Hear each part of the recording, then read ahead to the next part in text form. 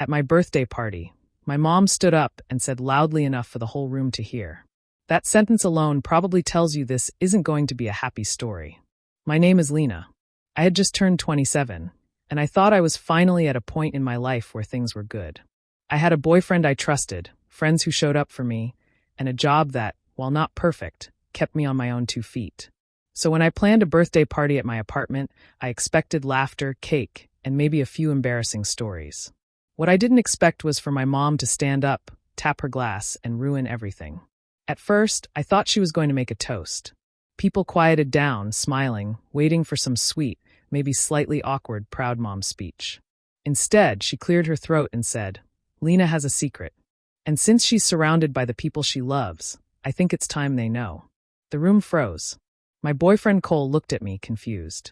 My best friend Mara gave me a small shake of her head, like she already knew this wasn't going anywhere good. My chest went tight. I had no idea what she was about to say, but with my mom, it was never kindness. She didn't hold back. "Did you all know," she said, her voice sharp and just a little too gleeful, "that when Lena was 16, she got pregnant? And not only that, but the father was my ex-husband, Rick." It felt like the air was knocked out of me. Whispers spread instantly. People shifted in their seats, avoiding eye contact, some of them staring at me like I was some stranger. Cole's face went pale. Mara's mouth dropped open. My cake sat on the table untouched, candles still waiting to be lit, but nobody cared anymore.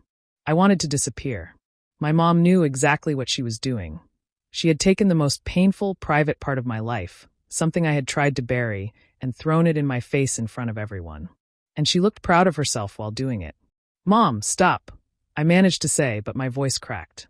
She just shrugged, pretending like she was telling the truth for my own good. The party ended not long after. People left awkwardly, some giving me small, pitying smiles. Cole barely spoke. Mara stayed by my side, holding my hand while I shook with anger and shame. That was the night everything changed. The night I realized my mom didn't just want to embarrass me. She wanted to break me. And maybe for the first time in my life, I decided I wasn't going to let her win. Stick with me while I share my story. And if it touches you, don't forget to support our channel by hitting that subscribe button, dropping a like, and sharing it with the people you care about. Growing up, I never had the kind of home other kids talked about. Most people assume childhood means safety, bedtime stories, and parents who make you feel loved. For me, it was walking on eggshells. My mom, Janet, had a temper that could change in seconds, and when she remarried, it only made things worse. I learned early to keep my head down, stay quiet, and take care of myself. By the time I reached adulthood, I promised myself things would be different. I worked long hours, saved every dollar I could, and tried to build a life that felt steady. I didn't have much, but the little I had was mine, and that meant everything. My small apartment wasn't fancy, but it was peaceful. No yelling, no slammed doors, just me finally being able to breathe. Then there was Cole. Meeting him felt like I'd finally stumbled into something good. He wasn't flashy or overly charming. He was steady, kind, and made me laugh when I forgot how to. Our relationship wasn't perfect, but compared to what I came from, it felt solid. He showed up for me, and I started to believe maybe I could trust someone with my heart. My best friend, Mara, was another anchor. She'd been around since college, the kind of friend who saw every side of me and never walked away. Where I was cautious, she was bold. Where I held back, she pushed forward. She was the one person I could count on to tell me the truth, even when it stung, and to stand by me when I couldn't stand on my own. And then there was Janet. For a while, I thought maybe she had changed. She came around more often, asked about my life, even offered to help with small things. It was confusing. After years of distance and coldness, she suddenly wanted to be involved. I wanted to believe it. A part of me, no matter how much hurt I carried, still longed for a mother who cared. So I let her in slowly, carefully, thinking maybe we could repair what was broken. That's why I wanted the birthday gathering to feel different. 27 felt like a turning point, a chance to leave behind the mess of my teenage years and step into something brighter. I planned a small evening with the people who mattered most: Cole, Mara, and a few close friends. Nothing extravagant, just food, laughter, and a chance to celebrate the life I had built. For once, I thought I had everything in place. A partner who supported me, a friend who always had my back, and even a mom who seemed ready to show up without causing chaos. I wanted to believe it could be a new chapter, one filled with love instead of bitterness. I had no way of knowing that the person I was starting to trust again was the one about to rip it all apart. The sound of clinking glasses brought the room to a hush. All eyes turned toward Janet as she rose from her chair. Her smile was sharp, the kind that made me uneasy long before she even spoke. People expected a warm speech, maybe a toast to mark the evening. Instead, her words landed like a strike across my chest. She began slowly, as if savoring the moment. "There's something about my daughter you all should know," she said, her voice carrying across the crowded space. Confusion flickered through the faces around me. Cole leaned back, his brow furrowed, waiting for whatever was coming. Mara's hand tightened around her glass. My stomach sank before she even reached the point. Then she said it. Janet announced I had been pregnant as a teenager. The room shifted immediately, chairs scraping, people turning toward me. She wasn't finished. With deliberate calm, she revealed the father, her former husband, Rick. Gasps spread through the gathering. Some guests pressed their lips together, whispering behind their hands.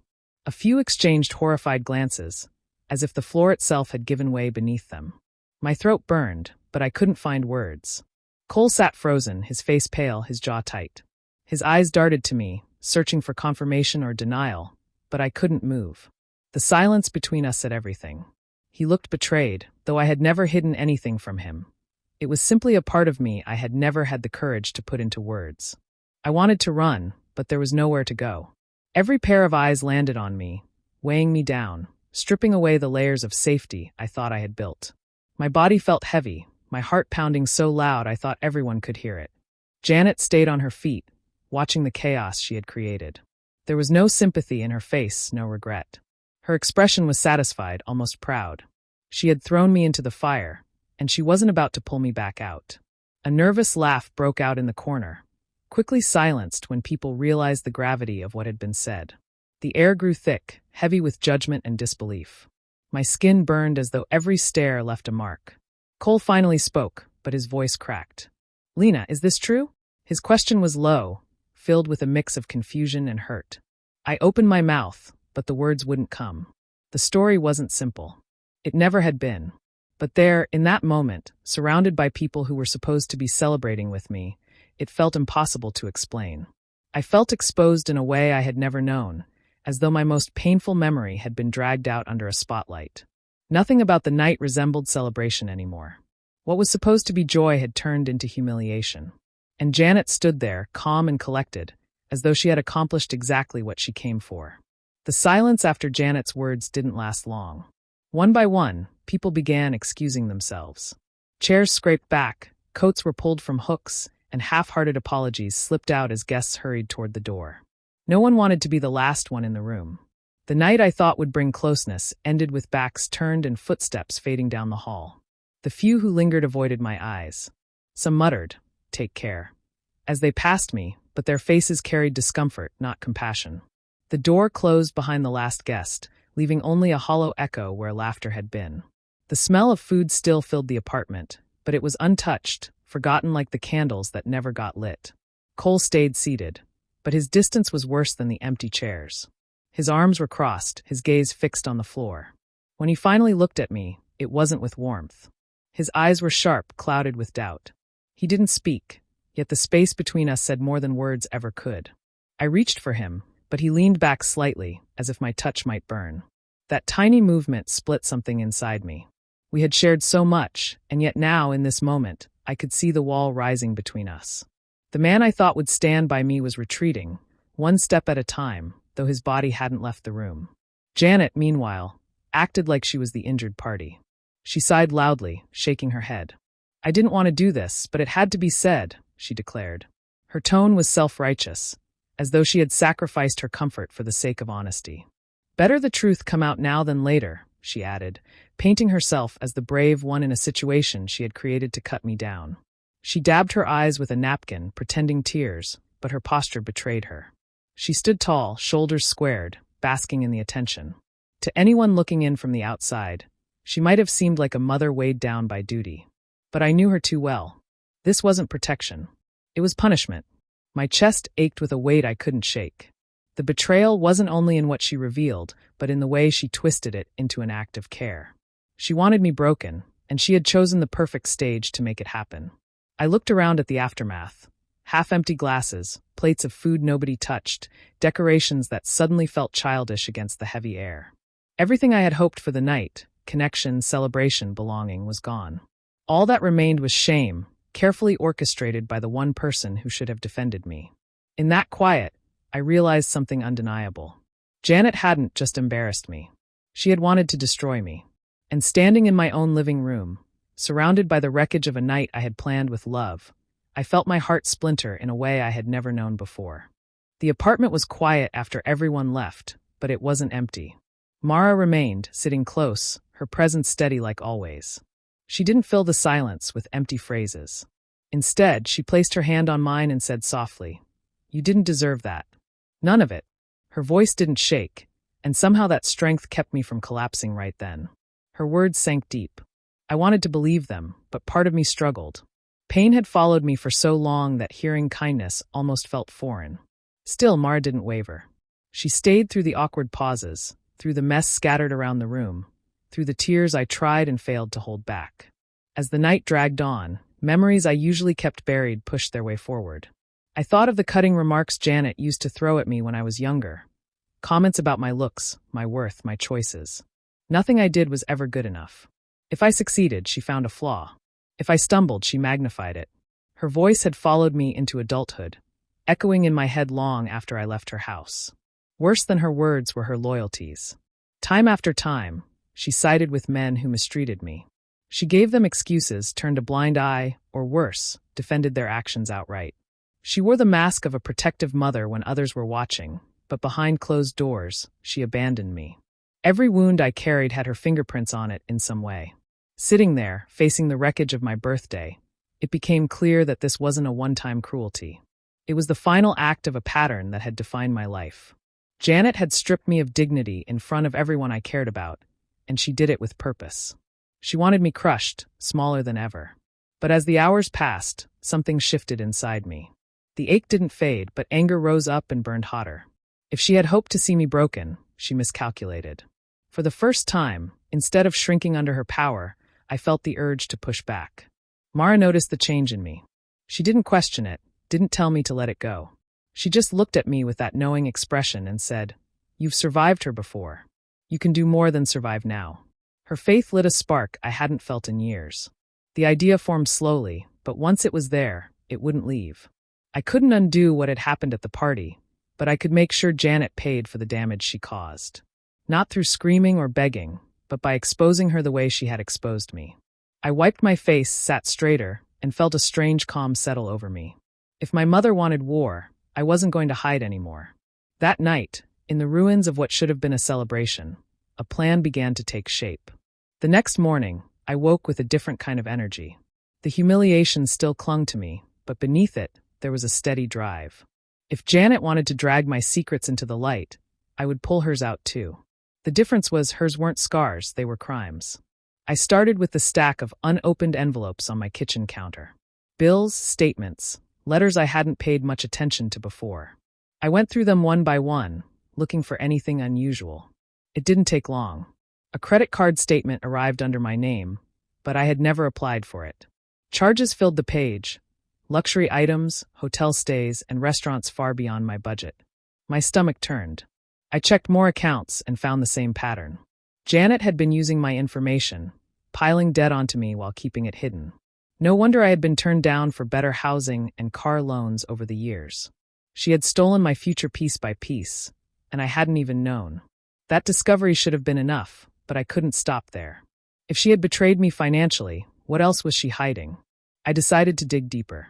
Mara helped me search online records, and together we pieced together fragments of Janet's life she had kept in the shadows. One night, while scrolling through social media pages of people connected to her circle, Mara froze. She handed me her phone. There it was, photos of Janet, unmistakable, sitting in a dimly lit restaurant booth with Rick. Their hands were clasped across the table like lovers. My chest tightened, not with surprise, but with confirmation of something I had feared. She was still tangled up with him. I remembered the way Rick had looked at me when I was younger, the way Janet always brushed aside my discomfort. To know she had gone back to him, while married to Frank, was beyond betrayal. It was a choice, a deliberate one. I needed solid proof, not just rumors or blurry pictures. I started tracking her movements. When she claimed she was running errands, I followed. Twice, I saw her slip into a cheap motel with Rick, her laughter carrying across the parking lot as they disappeared inside. I took photos, my hands shaking but steady enough to capture what I needed. Piece by piece, the puzzle came together. The fraud, the infidelity, the lies. Janet had tried to present herself as righteous, but underneath, she was rotting. Every discovery fueled me more. It wasn't just about clearing my name anymore. It was about showing everyone the truth, that the woman who pretended to be honest and brave was nothing but a liar and a thief. By the time I closed my laptop that night, I knew I had the leverage I needed. Janet had turned my birthday into a stage for my humiliation. Soon, I would turn the stage back on her. Days turned into long nights as I organized everything I had uncovered. I kept a folder hidden in the back of my closet, thick with papers and images. Bank records showed charges linked directly to Janet under accounts she had opened in my name. Screenshots of messages between her and Rick revealed a level of intimacy that erased any doubt about their relationship. Photos I had taken spoke louder than words. Two people wrapped up in each other, oblivious to the world around them. Every piece felt like a weapon, sharp and undeniable. I tucked them away carefully, waiting for the moment to use them. While I prepared in secret, the tension with Cole grew heavier. He had been quiet since the party, but one evening, he finally broke the silence. He stood in my kitchen, arms folded tight, and asked, "Why didn't you ever tell me?" His voice wasn't angry, but it carried hurt, confusion, and something close to fear. My throat went dry. I had dreaded this moment, but I knew it had to come. I gestured for him to sit, though my own legs trembled as I lowered myself into the chair across from him. For a moment, I couldn't meet his eyes. Then the words spilled out. I told him about Rick, how he had singled me out when I was young, how the lines between stepfather and predator blurred until I didn't know how to fight back. I told him how Janet had seen the signs, how she brushed away my pleas and chose to stand beside him instead of me. It wasn't a mistake. It was a decision she made again and again, to silence me rather than confront him. Cole's face went pale. He pressed his hand against his mouth, as if holding back sickness. His eyes glossed over with a mix of disgust and sorrow, but not directed at me, at what had been done to me. When I faltered, he leaned forward and whispered, "You were just a kid." That simple sentence cracked something inside me. For years, I had carried the shame as though it were mine. Hearing him place the blame where it belonged loosened the chains I had grown used to dragging behind me. For a long time, neither of us spoke. The hum of the refrigerator was the only sound in the room. Finally, he reached across the table and squeezed my hand, not letting go. "I believe you," he said, steady and certain. Tears blurred my vision, but they weren't the same kind that had fallen at the party. These carried release, even strength. For the first time since Janet's outburst, I felt the ground shifting beneath my feet. But this time, it was moving in my favor. The secret no longer lived in silence. Cole knew, and he was on my side. With the truth spoken aloud and the evidence stacked neatly in my folder, I no longer felt powerless. I was ready. The night of Frank's anniversary celebration arrived sooner than I expected. His house was lit up, decorated with gold balloons and a long table spread with food and wine. Family, neighbors, and business associates filled the living room, all dressed for the occasion. Janet floated among them, her laugh loud, her arm linked through Frank's as if she were the picture of loyalty and devotion. I watched her carefully from the corner of the room. She looked untouchable, confident in her mask, certain that no one would ever see what lived underneath. But tucked inside my purse was the folder I had been building. Pages and pictures that told a story she couldn't rewrite. My heart pounded, but I knew there was no turning back. When the time came for speeches, Frank lifted his glass and thanked everyone for being there. He praised Janet, calling her his partner, his support, his closest friend. The words twisted in my gut. I let him finish, then stepped forward before the room could dissolve back into chatter. "I have something to say," I announced, my voice louder than I thought possible. Conversation stopped. Dozens of faces turned toward me. Janet stiffened, her smile faltering for the first time that evening. I pulled out the folder and laid the first set of papers on the table. For years, Janet has been opening accounts in my name. She spent thousands while destroying my credit. Gasps rippled across the crowd as I spread the documents for all to see. Before she could respond, I held up the photographs. Images of her slipping into a motel with Rick, their hands entwined, their mouths too close to mistake. This is the man she betrayed Frank with. Not a stranger. Not a fling. Rick, her ex-husband.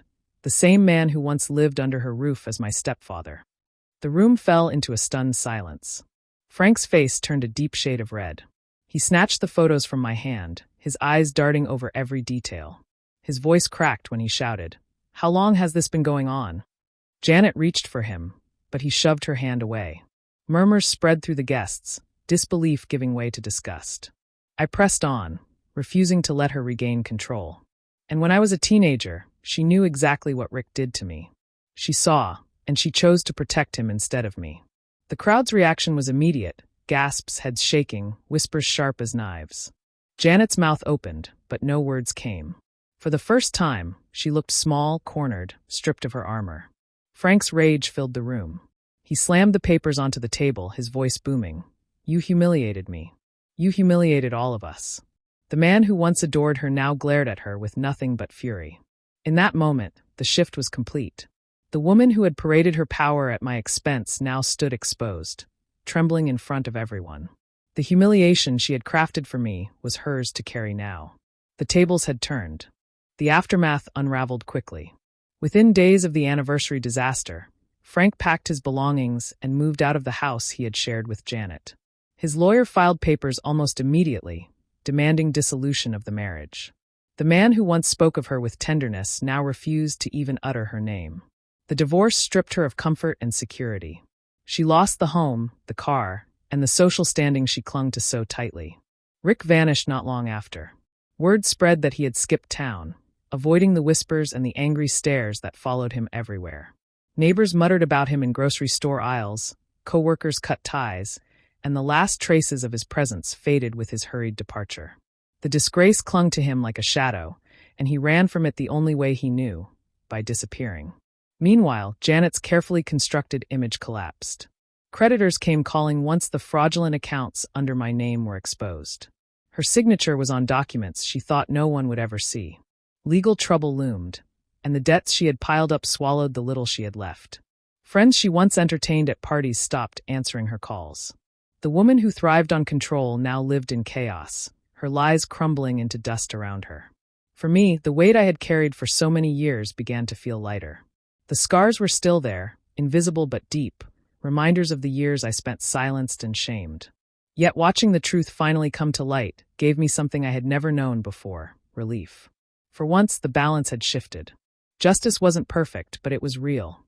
Cole came to me a week later, his voice softer than it had been in a long time. He admitted he had pulled back out of shock, that hearing Janet's accusations had left him doubting everything. His eyes were heavy with regret as he said, "I should have trusted you from the start." I listened, letting the silence sit before answering. I had been hurt by his hesitation, but I saw the sincerity in his apology. Slowly, I let him back in. We didn't rush. We sat together in quiet conversations, shared meals without forcing laughter, and allowed the space for honesty to grow where secrets once lived. The rebuilding wasn't about erasing the past. It was about acknowledging it and moving forward anyway. He held my hand with care, as if he finally understood the fragility of the story I carried. For the first time in years, I felt like someone was walking beside me, not in front of me or behind me. As Janet's life unraveled and Rick vanished into obscurity, I found myself breathing easier. The wounds remained, but they no longer defined me. What once felt like a life sentence had become a turning point. And standing in that freedom, I realized I had taken back what my mother tried so hard to steal: my power. In the quiet that followed the storm, I began to see everything with sharper eyes. The pain my mother had carved into me wasn't just about cruel words or one public humiliation. It was the lifelong wound of knowing the person who should have protected me had chosen to hurt me instead. That kind of betrayal doesn't fade. It settles deep, shaping the way you see yourself, the way you trust, the way you love. For a long time, I thought it would define me. I believed I was nothing more than the broken daughter of a woman who thrived on control and destruction. But as the dust settled, I realized something different. I wasn't broken. I was still standing. The betrayal would always sting, but it no longer owned me. Mara never left my side.